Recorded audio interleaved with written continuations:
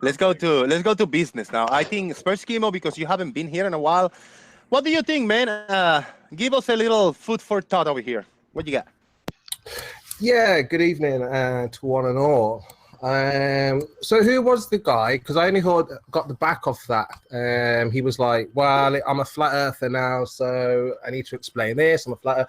Is that guy here? Yeah, what's up? Yeah, so you were putting forward some questions about this needs to be explained and that needs to be explained. How can anybody explain any of those things if we don't have any physical curvature to the Earth? Now, I'm sure you're aware of the black swan, which shows. Yeah, here God. we go. So much. Wait. All right. I thought it was a flat Earth Let's thing. hear. Yeah, let's hear the point. The point hasn't been made yet. Please, Kimo, go ahead.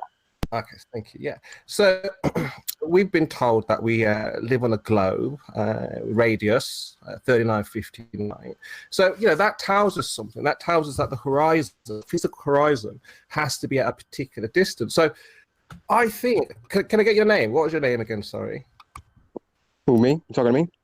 Yeah, you. Yeah, B-ball for life. Bebo. B-ball for life. Bebo for life. So to answer any of those questions that you put forward, we would have to find the physical horizon, a physical location with physical measurements. Then all of those questions that you were asking could be answered. So there's no point. Let's take one. Let's just take one point. Okay, let's talk about let me see. Matter of fact, you pick one. Well, this is it. Matter of fact, I'll pick one for you. How about a lunar eclipse? So can you explain how a lunar eclipse would work on a flat surface? No, not until we have none of those things. That's when the stars will circle over the flat plane and occasionally overtake each other. You see what you'll get. Let's hear. It's fine. I'm glad Lemon did that. It's fine. I'm glad that Lemon did that, because my point, Bebo for life, is that unless we have a physical, practical measurement. Feel free to call a friend. Oh God! You tag team out. Call me, okay? Hold on, Lemon. Let him finish. Yeah. Allow Kimo to try to present his point. I mean, Lemonberg, you will have an opportunity too, but it's kind of between Kimo and B-Ball now for a minute, and then you can after Kimo give his alternative, maybe then you can all comment on it too. Wait, go ahead and put it around the chamber. This I mean, can jump anytime. The point is that he has questions he wants answering, and I'm saying that he can either have what Lemon has just given him, he can either have what I think is the explanation, or we can have a practical, physical, measurable demonstration of the claim. So if we have a flat Earth, and you're saying I'm a flat earther now, so that would mean now, in order to answer any of these questions, we would have to have an actual measurement of the Earth. So unless I have that, which I don't, unless you have that, I don't think you do, these questions cannot be answered. We would be assuming, just like we've just heard an assumption of what eclipses causes eclipses. What causes? Well, I don't think it's an assumption.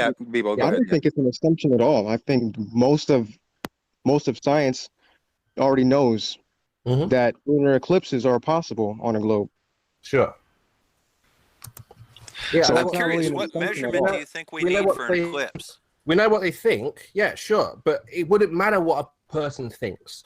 Unless we have a measurement of the flat Earth, of the globe Earth, how can we make any assumption about where we live? We're not making assumptions. Okay, what measurement are you looking for an eclipse? Make an assumption. Let's say you're a 1 foot observer.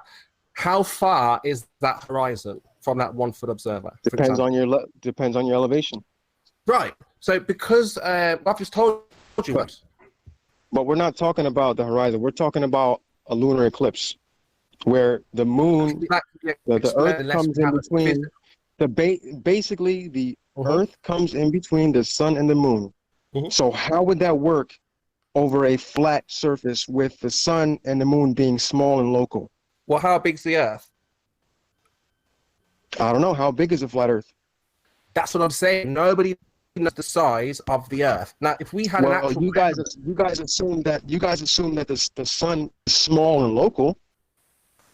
Assume, yeah, we assume Right? that. No one's actually measured it. Right, that's right. It's an assumption. Okay, We assume because it looks small and local, we assume that it is. Well, we don't assume. We don't assume. We know how far away the sun is. We know how far away the moon is, and we know how big the Earth is. Okay, how do you know how we don't far assume away anything. How do you know this? All of recorded science you can find on the internet, and maybe you don't want to because you want to deny it. Okay, so I go on the internet. It tells me 93 million miles. How do they know that? Whoa. People, there's plenty of measurements. Plenty of ways we've already measured it. Plenty of ways. Yeah, Bieber for life. Is that? Bebo, he's trying to get you onto the globe. Yeah, Don't let him get you on the globe. Stay on the planet. Guys. Absolutely. So, I mean, there are a lot of questions that are out there that needs to be answered. How far away is the sun? How big is it? But we can't answer those questions. I don't think anyone can answer those questions. Well, I think that those. I think those questions have already been answered. It's just that you guys just deny it. No, I haven't denied anything. I've asked you how. How did I didn't deny it? I asked you. No, you how, just said we don't know. Well, we do. I think. I'm not sure. You're denying that we know. You're just playing silly buggers like you always do, Spurs. No, I don't know yet. I haven't spoke to this Bebo for life before. No, okay, so how are you so sure? How are you so sure that the Earth is flat? It looks flat. Or are you not sure? It looks flat. I see flat. It's obvious. It looks flat. Okay, yeah, so basically you're just making your observations from the ground, right? Yeah. So I'm looking out. I see water. It looks flat. Okay. Have you ever gotten to an elevation high enough? I've been in an airplane. Yeah.